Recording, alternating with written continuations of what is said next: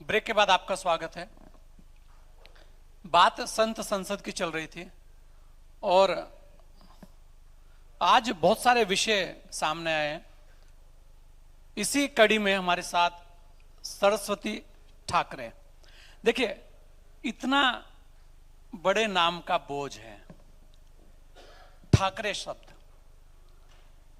जब हिंदुत्व की बात होती है, सनातन की बात होती है, तो ये जो ठाकरे शब्द है इसकी बात भी होती है। बाला साहब ठाकरे, हिंदुत्व का वो चेहरा, पूरा विश्व उनकी गर्जना से हिल जाता था। क्योंकि जब कभी भी हिंदुत्व की बात होगी तो महाराष्ट्र से बाला साहब ठाकरे का जिक्र ना हो, ऐसा हो ही नहीं सकता। क्योंकि देश में प्रखर वक्ता के तौर पर यदि किसी ने शुरुआत की है तो बाला साहब ठाकरे जी थे, जिन्होंने महाराष्ट्र के अंदर हिंदुत्व को बताया है कि हम हिंदू हैं और हम कहेंगे कि हम हिंदू हैं। तो ऐसे में सरस्वती ठाकरे जी, आपके ऊपर डबल भार हो जाता है। आज राष्ट्रवाद की हम बात कर रहे हैं और मातृशक्ति की बात भी हम कर रहे हैं कि इस राष्ट्रवाद में मातृशक्ति का सहयोग, और अगर साध्वी भगवे में हो तो वो सहयोग दुगना हो जाता है। क्योंकि उसकी बात तब और ज्यादा सुनी जाती है, क्योंकि भारत को हम भारत माता कहते हैं। सरस्वती जी। कृष्णाय वासुदेवाय हरये परमात्मने प्रणतः क्लेशनाशाय गोविंदाय नमो नमः। आप सभी संतों के चरणों में मेरा एक निवेदन है कि मैं अपने हर वक्तव्य के प्रारंभ में भारत माँ का जयघोष कराती हूँ। और भारत माँ का जयघोष ऐसे नहीं होता, दोनों हाथ ऊपर उठा के मुट्ठियाँ बांध के एक बार प्रार्थना करती हूँ। आपसे तो प्रार्थना ही कर सकती हूँ, इसलिए सभी संतों से निवेदन है, अगर आपने हाथ उठा लिए और आपने मुट्ठियाँ बांध ली तो पूरा देश हाथ उठा लेगा और पूरा देश मुट्ठियाँ बांध लेगा। इसलिए सभी से निवेदन है, एक बार दोनों हाथ ऊपर उठाएं सभी लोग और मुट्ठियाँ बांध के, दोनों हाथ ऊपर उठा के भारत माता का जयघोष बोलना है। मैं आपसे कोई एक्टिविटी नहीं करा रही हूँ। दोनों हाथ सभी ऊपर उठाए, मुट्ठी बांध के बोले, भारत माता की, भारत माता की, भारत माता की। बहुत धन्यवाद। सभी संतों के चरणों में कोटि कोटि प्रणाम। संत संसद, मुझे बहुत कम समय में अपनी वाणी को विश्राम करना है। इसलिए नहीं कि समय की मर्यादा है, इसलिए भी कि यहां जितने भी लोग बैठे हुए हैं ना, धन वृद्धा, बल वृद्धा, आयु वृद्धा, तथैव चाते सर्वोपि ज्ञान वृद्धा किंकरा शिष्य किंकरा। कोई धन में बड़ा होता है, कोई बल में बड़ा होता है, कोई आयु में बड़ा होता है, पर जो ज्ञान में बड़ा होता है वो सर्वोपरि होता है। आप सब मुझसे ज्ञान में बहुत बड़े हैं, तो ज्ञानी व्यक्ति को हम क्या ज्ञान दे देंगे, लेकिन बस विचारधारा रख सकते हैं। विचार मतलब क्या? चाकू से ज्यादा मजबूत तलवार, तलवार से ज्यादा मजबूत बंदूक, बंदूक से ज्यादा मजबूत AK-47, AK-47 से ज्यादा मजबूत तोप, तोप से ज्यादा बड़ी मिसाइल और मिसाइल से बड़ा परमाणु। पर परमाणु और इनसे भी ज्यादा बड़ा है विचार। क्योंकि किसी के मन में विचार आया तो उसने चाकू बनाया, किसी के मन में विचार आया तो उसने तलवार बनाई, किसी के मन में विचार आया तो उसने मिसाइल बनाई। ये सब विचार की वजह से हो रहा है। और संत संसद एक विचार है। विचार में बहुत सारी बातें कही और मेरे ऊपर एक सरनेम के बोझ से मुझे यहां पे स्थापित किया गया। वास्तविकता में मैं एक बात कहती हूं सच्चे हृदय से कि आज तक जीवन में मैंने अपने नाम के आगे कोई सरनेम लगाया ही नहीं। उसके पीछे का एक कारण है कि 6 वर्ष की उम्र से मैं कथा करती हूं। 8 वर्ष की उम्र से मैं राष्ट्रीय स्वयंसेवक संघ के मंचों से जब कार्यक्रम करने लगी तो मुझे आज जो समय ये मंच सजा है, 1969 का वो मंच याद आ गया जब उड़पी में परम पूजनीय माधवराव सदाशिवराव गोलवरकर गुरुजी ने एक मंच सजाया और देश के चारों शंकराचार्य स्थापित हुए, समस्त संत समाज आया और उन्होंने एक सूत्र दिया, हिंदवः सहोदरः सर्वे न हिंदू पतितो भवेत्, मम दीक्षा हिंदू रक्षा मम मंत्र समानता। उस समय सारे सरनेम हट चुके थे और सिर्फ एक ही जाति बची थी, हिंदवः सहोदरा। सारे हिंदू हमारे सहोदर भाई हैं और हमारी एक ही जाति है, हम मां भारती के पुत्र हैं। और मुझे ये विश्वास है संजय जी कि जो उस समय परम पूजनीय गुरु जी के समय धर्म संसद लगी थी और वो कार्य प्रारंभ हुआ था, वो संत संसद का ये आगाज आज आपने प्रारंभ करा दिया है। इसके लिए मैं आपको बहुत बहुत शुभकामनाएं अर्पित करती हूं। अच्छा, संत संसद क्यों? संत ही है, परम पूजनीय महाभाग ये कह के गए कि राजनीति पे अध्यात्म का, धर्म का हस्तक्षेप होना बहुत जरूरी है। क्योंकि हम देश में बात करते राम राज्य राम राज्य राम राज्य राम राज्य, लेकिन राम राज्य बिना संत के आशीर्वाद से नहीं आया। भगवान श्री राम का जन्म हुआ उससे पहले वशिष्ठ जी महाराज के चरणों में दशरथ जी महाराज ने प्रणाम किया और कहा कि क्या मुझे पुत्र नहीं होगा? तो वशिष्ठ जी ने कहा धरहु धीर होई हैं सुतचारी। तो वशिष्ठ जी का आशीर्वाद लगा। फिर श्रृंगी ऋषि वशिष्ठ बुलावा, श्रृंगी ऋषि का आशीर्वाद आया। राम जी का जन्म हुआ तो वशिष्ठ जी ने नामकरण संस्कार किया। उसके बाद विश्वामित्र जी महाराज उनको लेने के लिए आए, विश्वामित्र जी का आशीर्वाद हुआ। जब प्रभु श्री राम वनवास काल में गए तो भरद्वाज मुनि ने उनको रास्ता दिखाया। उसके बाद गए तो वाल्मीकि ने उनको स्थान बताया। उसके आगे गए तो आत्रि ऋषि ने उनको ज्ञान दिया। उसके आगे गए तो वाल्मीकि ऋषि के साथ साथ अगस्त ऋषि ने उनको अस्त्र शस्त्रों का ज्ञान दिया। उसके बाद गए तो देश के सबसे बड़े संत श्री हनुमान जी महाराज ने शरणों में शरणागति लेके माता सीता को ढूंढ निकाला और पूरे विषय को विश्लेषण करके अंत में आए। तो जब राम जी वनवास से वापस आते हैं तो माता कौशल्या ने तिलक नहीं किया, माता कैकेयी, माता सुमित्रा ने तिलक नहीं किया। प्रथम तिलक वशिष्ठ मुनि कीन्हा, राम जी का प्रथम तिलक भी संत ने ही किया।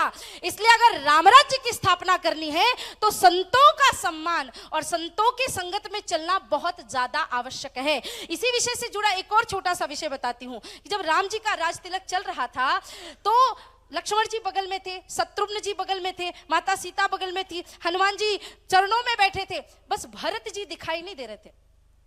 तो पूछा कि भरत जी कहाँ है, भरत जी कहाँ है, भरत जी। हनुमान जी ने देखा कि भरत जी पीछे छत्र लेकर के खड़े हुए। तो धीरे से हनुमान जी ने कहा भैया भैया जल्दी महाराज राम जी आप भरत जी को सामने बुलाओ। बोले नहीं नहीं मैं नहीं बुलाऊंगा। हनुमान जी को लगा राम जी ने ठीक से सुना नहीं। बोले आपके छोटे भाई भरत पीछे सेवकों की तरह छत्र लेके खड़े हैं, कृपया उनको सामने बुलाइए। तो राम जी ने कहा मैं उन्हें सामने नहीं बुलाऊंगा। बोले कैसी बात करें, आप राजा बनने वाले हैं, आपके सभी भाइयों का समान अधिकार होना चाहिए, वो आपके बगल में बैठेंगे तो आनंद आएगा। बोले मेरे सारे भाई बैठ जाएं पर भरत को मैं सामने नहीं बुलाऊंगा। बोले क्यों? बोले क्योंकि मैं राजा बनने वाला हूं और मेरी दृष्टि में भरत से बड़ा संत कोई नहीं है और एक राजा के ऊपर संत की छत्र छाया होनी ही चाहिए। अगर संत की छत्र छाया हुई तो मैं आगे बढ़ सकूंगा। तो आज ये 2026 का संत संसद इसीलिए आवाहित किया गया है। बहुत सारे संतों ने ये बात कही। मैं 2-3 विषय पॉइंट टू पॉइंट कह के अपनी वाणी को विश्राम करती हूं। पहला, हम संत ही मिलकर के, समाज के एक एक संत मिलके अगर 5-5 गांव दत्तक ले ले, गोद ले ले कि इन 5 गांव में धर्मांतरण नहीं होगा, व्याभिचार नहीं होगा, लव जिहाद, लैंड जिहाद की घटनाएं नहीं होंगी, ये हमारी जिम्मेदारी, तो देश से इस प्रकार की आसुरी शक्तियों का विनाश वैसे ही हो जाएगा। दूसरा विषय यह है कि हमारा केंद्र बिंदु जो हमारे मठ, हमारे मंदिर हैं, उनको पूरी तरह से सिंचित करने की हमारी आवश्यकता है। आज सरकार का पूरी तरह से बड़े बड़े कॉरिडोर बन रहे हैं, उनका स्वागत है, उनका सम्मान है, लेकिन आज संतों के सानिध्य में अगर मठ मंदिर नहीं सिंचित होंगे तो कहीं ना कहीं गौमांस मिला के दिया जाएगा, कहीं ना कहीं वहां पे वक्फ बोर्ड का भी कब्जा होगा, फिर कहीं ना कहीं किसी ना किसी वो विषय पे फिर कभी और हम समय मिलेगा तो आएंगे। लेकिन दुख की बात तो यह है कि वक्फ बोर्ड के जो भी मुलतवी वगैरह है उनका क्या अधिकार है मंदिर में? मंदिर पे, मठों पे केवल संतों का अधिकार होना चाहिए। और क्योंकि परम पूजनीय, परम वंदनीय अखिल भारतीय संत समिति के अध्यक्ष परम पूजनीय श्री अविचल दास जी महाराज जी यहाँ पे विराजमान है और संत समिति की बहुत सारी बैठकों में पूज्य महाराज जी ये विषय बार बार उठाते रहते हैं कि संत का और साधुओं का ही मठ मंदिरों से लेना देना है, उसका सरकारीकरण नहीं होना चाहिए। और तीसरा सबसे बड़ा विषय जो मैं आप सबके चरणों में प्रार्थना करना चाहती हूं, सामाजिक समरसता जो हम देश में समाज में सूत्र लेकर के चल रहे हैं। जब परम पूजनीय श्री ऋषेश्वरानंद महाराज जी ने मुझे कहा कि देवी जी आपको आना है, तो मैंने विचार किया कि मुझे दो संजय एक साथ बुला रहे हैं, एक संजय जो सबको दिखा रहे हैं और एक संजय महंत जी जब बार बार बुला रहे हैं, तो ये मेरा सौभाग्य है कि मैं यहाँ पे आकर के अपनी बात को रख सकूं। पर सामाजिक समरसता की जहां तक बात है, तो मैं किसी एक जाति की व्यक्ति नहीं हूं। संजय भैया, मैं आपको ये बताती हूं, मेरे अंदर चारों वर्ण है। ये मैं अपनी कथाओं में कहती हूं कि मैं, क्योंकि एक ब्राह्मण कुल में मैंने जन्म लिया और मैं कथा करती हूं, तो जब मैं कथा वाचन करती हूं तो मैं ब्राह्मण बन जाती हूं। जब उस कथा से अर्जित थोड़े बहुत धन से मैं गौ सेवा करती हूं या किसी भी प्रकार की समाज सेवा करती हूं तो मैं वैश्य बन जाती हूं। जब मैं वर्ष भर में 11,000 से अधिक कटारों का वितरण करके बहन बेटियों को लव जिहाद से सुरक्षित रहने के लिए प्रेरणा देती हूं तो मैं छत्राणी बन जाती हूं। और अपने ही कमरे में जब मैं बैठती हूं, उसकी आसपास की साफ सफाई करती हूं, अपने आश्रम में झाड़ू पोछा इत्यादि जो भी होता है वो करती हूं, तो मैं एक शूद्र का भाव भी अपने अंदर रखती हूं। तो मेरे अंदर ही चारों वर्ण है, मुझे कहीं और जाने की आवश्यकता नहीं है। पर वो वर्ण व्यवस्था मेरे कर्म के अनुसार है, जब जैसा मेरा कर्म रहेगा वैसा स्वरूप में धारण कर लूंगी। और अगर समाज से संतों का यह आशीर्वाद सदैव सदैव के लिए मिलता रहा, क्योंकि संतों ने कहा है, नहम्यानि तीर्थानि देवा मक्षिमालयाते पुनन्ति रुक्कालीन दर्शनादेव साधवा। केवल जल में तीर्थ नहीं होते, मिट्टी पत्थर की प्रतिमाएं जहां हो वो स्थान तीर्थ नहीं होता। वास्तविकता में आज ये जो होटल है, ये जो रिसोर्ट है, ये तीर्थ स्थान बन चुका है, क्योंकि इतने सारे संतों के पावन चरण रज यहां पे स्थापित हो चुके हैं। इसलिए इस भूमि को भी कोटि कोटि प्रणाम। अपनी वाणी को विश्राम करूं उससे पहले हाथ जोड़कर सभी से बस एक बात कहना चाहती हूं, क्योंकि देखिए मैं तो उस परंपरा की संवाहक हूं, एक हाथ में माला दूसरे हाथ में भाला। देश में क्या चल रहा है क्या नहीं चल रहा है, कौन से कपड़े पहनने कौन से कपड़े नहीं पहनने, अभी मुझे कोई कह दे कि नीले कपड़े पहनने से आपका देश हिंदू राष्ट्र बन जाएगा, मैं कल से पूरे नीले कपड़े पहन लूंगी। कोई कह देगा सफेद कपड़े पहनने से क्या होगा, जो पहनाना है पहना दो। कपड़े से अभी मेरा कोई लेना देना नहीं है, स्वरूप से कोई लेना देना नहीं है। लेना देना इस बात से है कि जो आप सब कह रहे हैं कि हिंदू पूरा छोटा होके रह गया है, हम कौन सी जगह में जाए, हिंद महासागर में डूब के मरने के सिवा हमारे पास कोई चारा नहीं बचा है। इसलिए एक हाथ में माला दूसरे हाथ में भाला और चार लाइनें जो मैं समाज को सुनाती हूं, आज अपने संतों के चरणों में निवेदित करना चाहती हूं कि हिंदुओं को कोई भी छोटा ना समझे। इरादे हमारे विध्वंसक नहीं है। नेटवर्क 10 ने चौथा ये संत संसद किया है। इस चौथे संत संसद से ये आगाज हो कि नेटवर्क 10 भी ये कहना चाहता है, इरादे हमारे विध्वंसक नहीं है, अकारण युद्ध के हम भी प्रशंसक नहीं हैं, अहिंसा के हम सच्चे पुजारी हैं, पर अहिंसक हैं हम, नपुंसक नहीं हैं। इस बात को हम सभी ध्यान रखें। भारत माता की जय। बहुत बहुत धन्यवाद और नेटवर्क 10 को पुनः बहुत बहुत शुभकामनाएं। जय श्री राम। जय। नहीं, बिल्कुल पूरा करंट है। और सरस्वती क्योंकि एक बड़ी पवित्र नदी भी है, तो ये वाणी का अमृत जो आया है सबने स्नान कर लिया है। तो ये संत आज जहां है वहां ऐसे ही अमृत बरसेगा। और जिन जिन लोगों को ये अमृत मिल रहा है ना, वो वास्तव में अपने आप को धन्य समझे, क्योंकि इतने संत एक जगह संत संसद में, और यहां पर सारी चीजों पर वार्ता हो रही है, खुलकर बात हो रही है। यही इस संत संसद की खूबी है। विष्णुदास जी भी हमारे साथ हैं, हरिद्वार से हैं, और क्योंकि आपका समय भी जी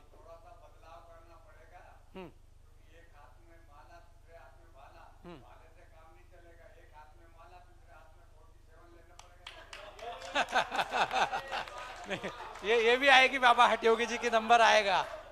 नहीं अब तो विष्णुदास जी, सारी संत संसद को आप सुन ही रहे हैं।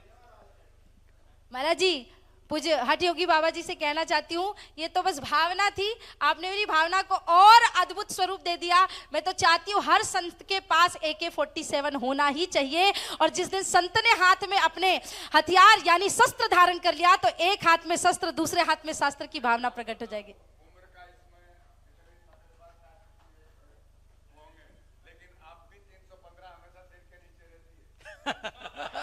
विष्णुदास जी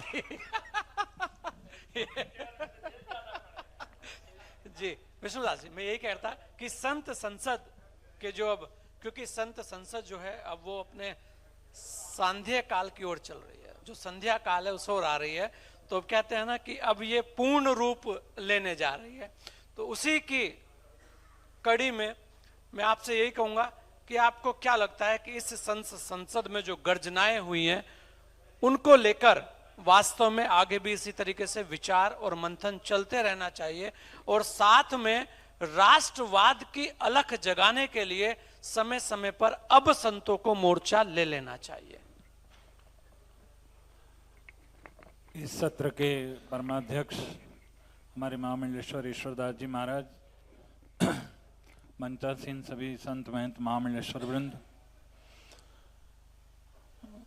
अभी संतों की बात हो रही है। संत संसद में संतों की ही बात होगी, संतों ही अपने विचार रखते हैं।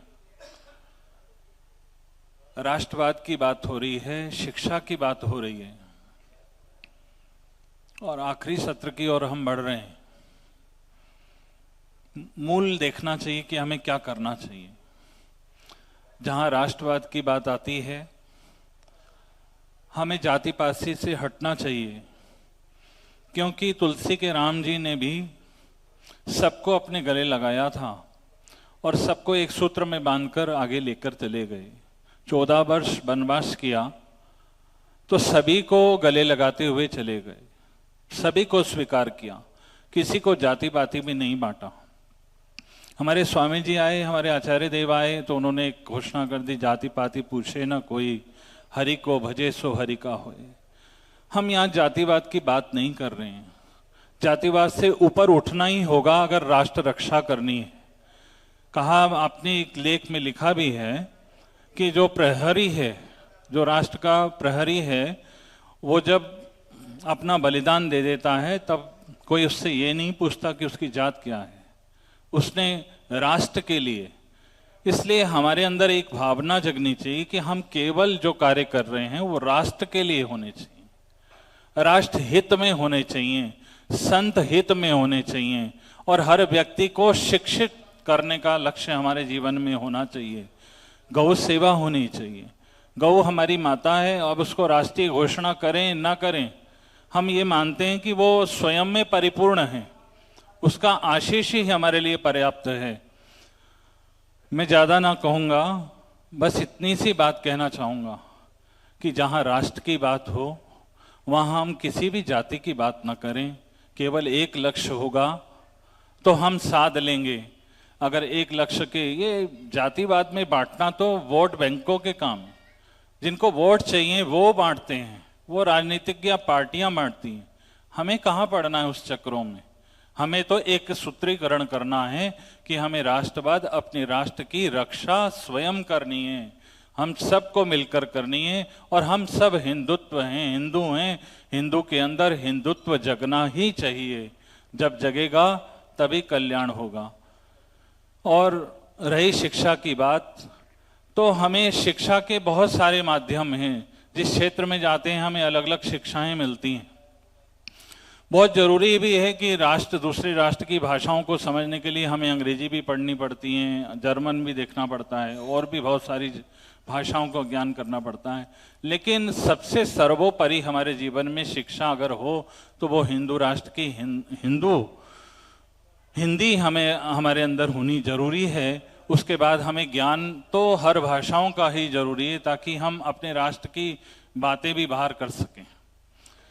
रही संतों के संरक्षण संवर्धन की बातें, आज हम देखते हैं कुछ नेतागण आते हैं, अपनी बात को रखते हैं और चले जाते हैं, बाद में उसका कोई वो नहीं होता। इसलिए साधु अपनी रक्षा भी स्वयं कर सकता है। सभी लोगों का कहना है कि एक हाथ में बाला एक हाथ में माला। माला और भाला दोनों ही हमारे लिए ज़रूरत है। जब हमें भाले की ज़रूरत पड़ेगी तो हम भाले वाला काम भी करेंगे। आज इराक के एक घोषणा करी किसी मंत्री ने कि छोटा सा 12 वर्ष तक का भी बालक अपने राष्ट्र हित में खड़ा हो सकता है। आज वो कुछ भी कर सकता है। तो क्या हमारे अंदर या हमारे यहाँ के बालक भाला नहीं उठाएंगे या तलवार नहीं उठाएंगे, ये हमारी सोच ऐसी नहीं है किसी की भी, हमारे किसी हिंदुत्व की भी सोच ऐसी नहीं है कि जब हमारे राष्ट्र पर कोई आपत्ति और विपत्ति आएगी हम सब एक नहीं होंगे। हम सब एक हैं, आगे भी रहेंगे। और रही वर्ण जातियों की बात, उस पर हमें कोई चर्चा नहीं करनी। जिसका जैसा धर्म है उसने उसका पालन करना है और करना भी चाहिए। लेकिन जब राष्ट्र की बात आएगी तो हमारे सारे धर्म एक ही राष्ट्रवाद के नीचे आ जाएंगे और अपने देश की रक्षा करेंगे। इतना ही कहूँगा और सभी संतों के श्री चरणों में प्रणाम करूँगा। बहुत बहुत धन्यवाद महाराज जी। समय क्योंकि लगातार बीत रहा है और संत संसद लगातार चल रही है। अनंत बोध चैतन्य जी, चैतन्य, तो वर्तमान में कुछ चैतन्य हो जाए जिससे कुछ आए। इस संत संसद से एक संदेश जाए कि जयपुर की इस धरा से कुछ शंखनाद हुआ है और समय की अब बाध्यता कठोरता के साथ सभी पालन भी करेंगे। जी महाराज जी। सिंदूरारुण विग्रहां त्रिनयनां माणिक्यमौलिस्फुरत् तारानायकशेखरां सिंधुमुखीं मापीन वक्षोरुहां पाणिभ्यामलिपूर्णरत्नचषकं रक्तोत्पलं बिभ्रतिं सौम्यां रत्नघटस्थरक्तचरणां ध्यायेत् पराम्बिकाम्।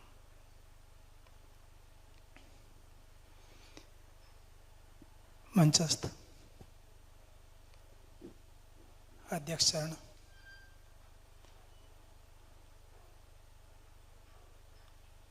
अखिल भारतीय संत समिति के परम पूज्य अध्यक्ष श्री,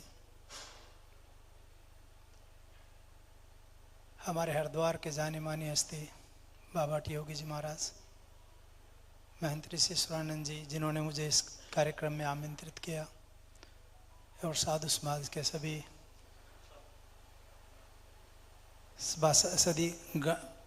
सदस्यगण,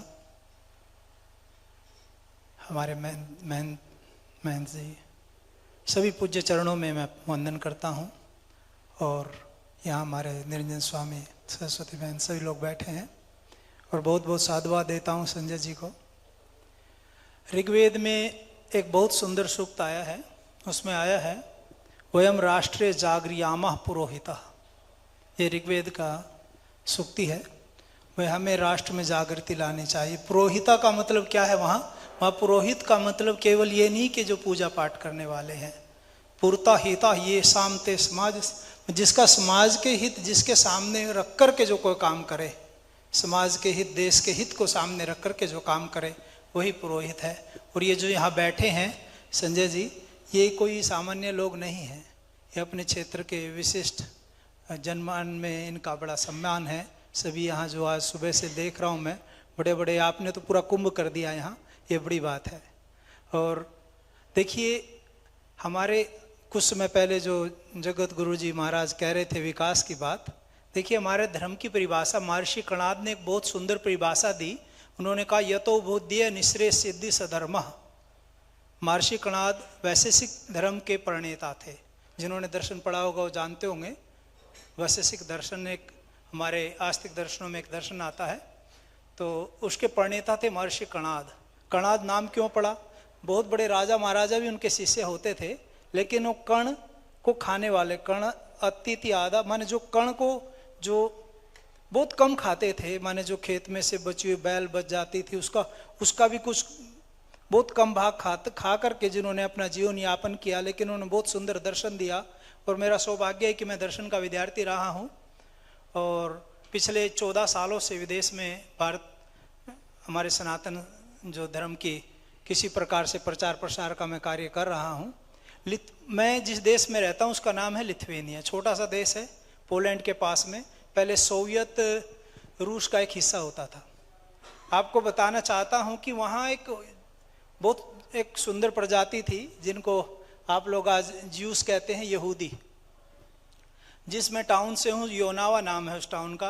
वो योनावा यहूदियों का शहर होता था। तो एक आदमी हिटलर, आप सभी जानते होंगे, उसके नाम से परिचित हैं, उसका माथा ठनका।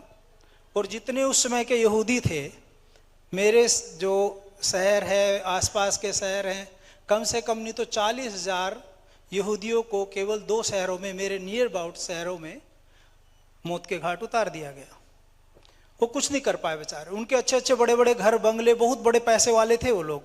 आज से ये समझिए काफी साल पहले की बात है, सेकेंड वर्ल्ड वार, कितने पुराने बात हो गई। उस समय उनके पास बहुत पैसा था, गाड़ियां थी। तो आज मैं अपने सभी हिंदू भाई सनातन धर्मियों को कहना चाहूंगा, देखिए धन संपत्ति है ना, यही रह जाएगी। आप मजबूत बनिए, और जो मजबूत होता है ना, बलि बकरों की दी जाती है, शेरों की बलियां नहीं होती। जो मजबूत बनोगे, जिसके हाथ में है ना, हरियाणवी में कहावत है, मैं हरियाणा से बिलोंग करता हूँ, हरियाणा में कहावत है, जिसका जोरा उसी का गोरा, माइट इज राइट। जिसके हाथ में दंड है, लाठी है, जिसकी लाठी उसी की भैंस खुना भी होगा। मजबूत बनिए सनातन धर्मियों, यदि आप मजबूत बनोगे, पूरे विश्व में किसी की हिम्मत नहीं है कि आपको रांक उठा दे।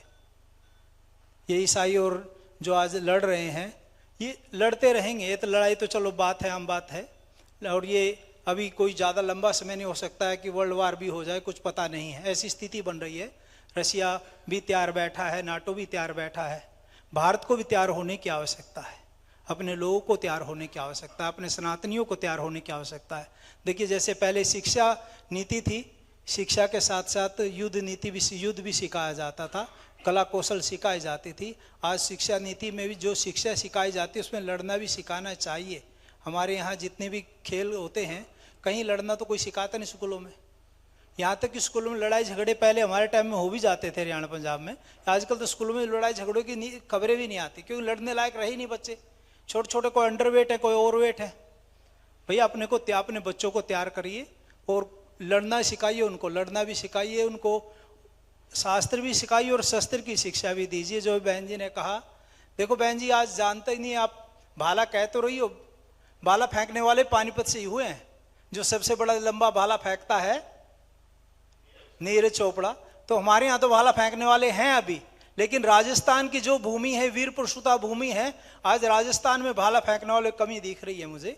तो आप लोग सभी तैयार हो जाइए, और पूरे भारत में आपका बहुत अच्छा कार्य है। संत, देखिए संत, संस्कृत में संत का जो व्युत्पत्ति आई है ना, कहा संत के लिए सताम मार्गे निरतः सर्वे भूत हिते रतः।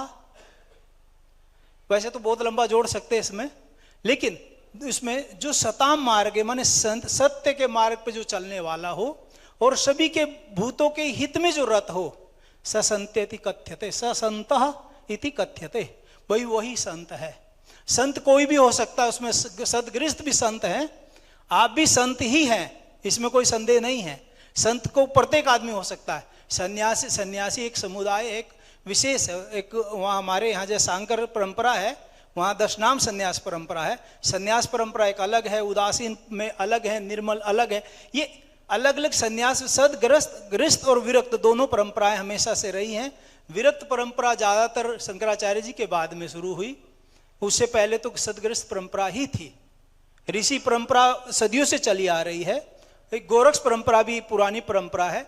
तो कोई ऐसी बात नहीं, विरक्त और सदगृहस्थ, विरक्त, ये दोनों परंपराएं हमेशा से रही हैं, दोनों का पर्याप्त सम्मान है। जो सन्मार्ग में चल रहा है वही संत है, मुख्य बात ये है। और ज्यादा न कुछ न कहते हुए, ज्यादा आपकी लंबी सभा भी नहीं खींचना चाहूंगा, और बहुत बहुत साधुवाद देता हूं मेरे आशुतोष जी को भी, और आप सभी को बहुत बहुत साधुवाद। इति ओम सम। धन्यवाद। बहुत बहुत बहुत धन्यवाद।